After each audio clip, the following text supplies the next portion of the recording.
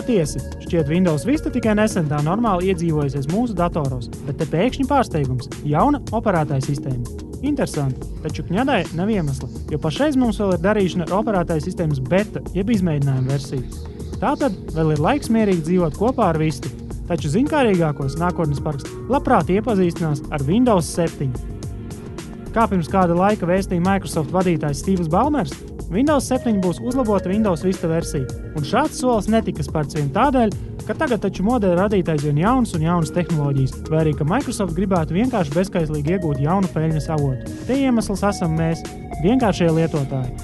Tas ir maldīgs iespējas, kad Microsoft tagad diktē modi, ja, kad pēc gada vai pēc 2 gadi katram kā obligāta prasība ir jālieto jauna tehnoloģija vai jauna Windows versija.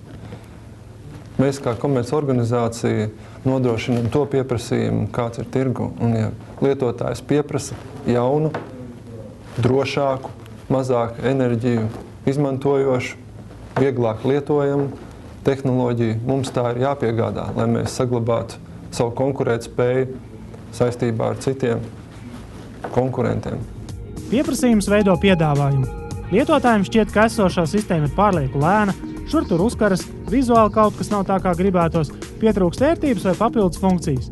Tam līdzīga informācija tiek regulāri apkopota, lai nemitīgi uzlabotu esošu operētāju sistēmas versiju. Taču loģiski, šāda ielāpu un uzlabojumu radīšana nevar vilkties mūžīgi, jo gluži kā pašu datoru vai arī, piemēram, automašīnu, var uzlabot tikai līdz noteiktam līmenim. Pēcāk lietas jāveido no jauna.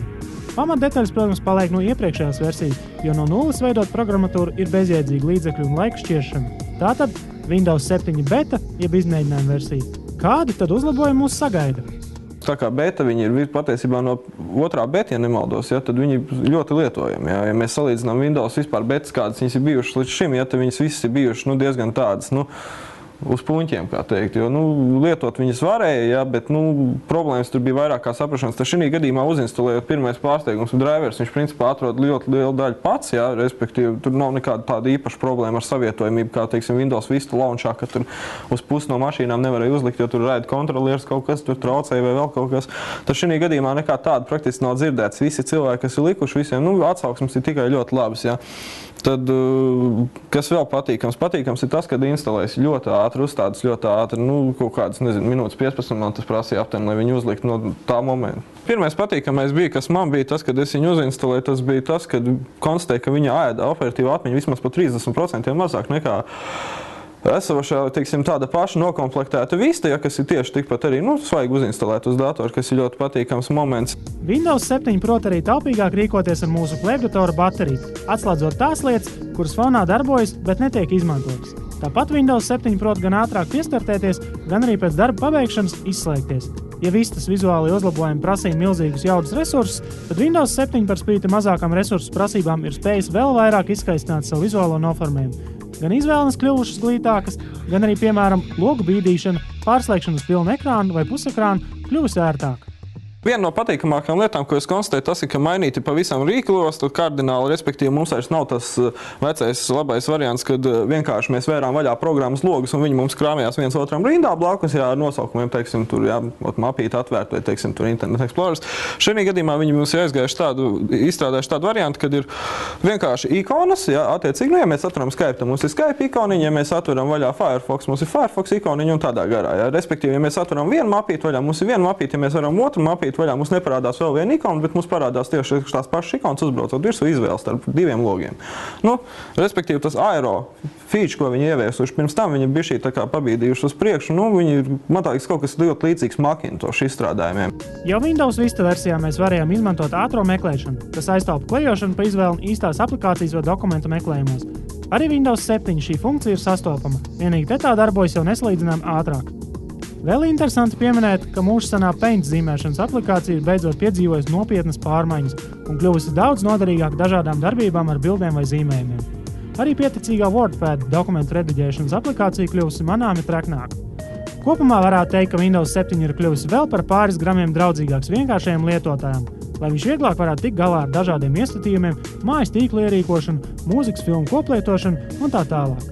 Ir tur rūdītākie profesionāļi, kas tur administratori, kas, protams, bļaus, ka XP ir labāk un tā. Nu, protams, mēs visam tam varam piekrist, bet sāksim no to, ka elementārs galvlietotājs, ja, teiksim, nu, kā jebkurš cilvēks, ja, kas ir lielākā daļa no cilvēkiem, viņiem nav, teiksim, tur skaidrs, kā tur pieslēgt printeri klātīt caur tīklu, vai ne, ka viņš stāv pieslēgts pie kaut kāda tur rūtera. Ja? Viņi to nezina, kā izdarīt uz XP Windows, uz vistas vai uz šī paša. Ja? Tas ir ļoti vienkārši. Mēs vienkārši uzspēžam find printers in network un pievienojam viņu, viņš tas printers nošārēts tenī tīklā.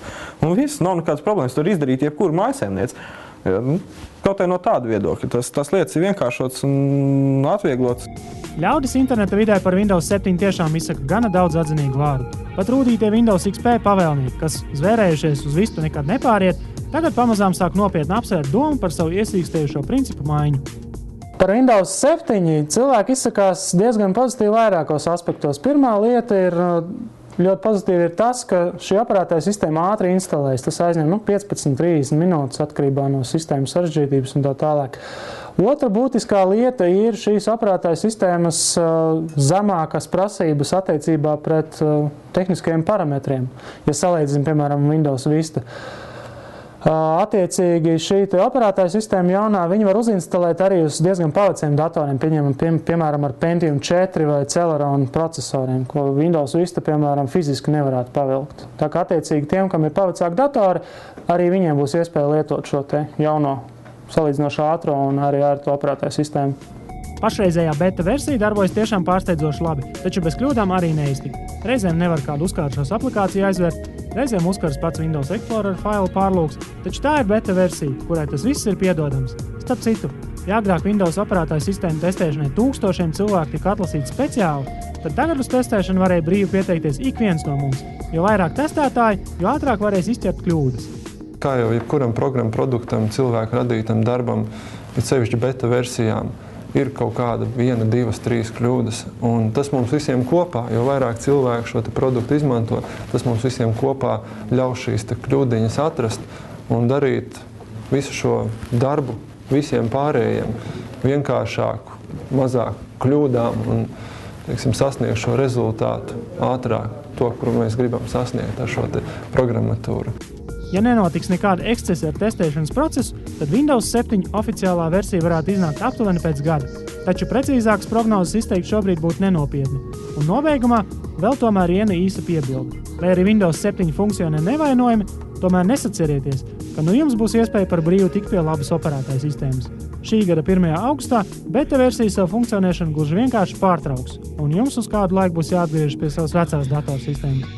Taču līdz vasaras beigām testējiet uz nebēdu.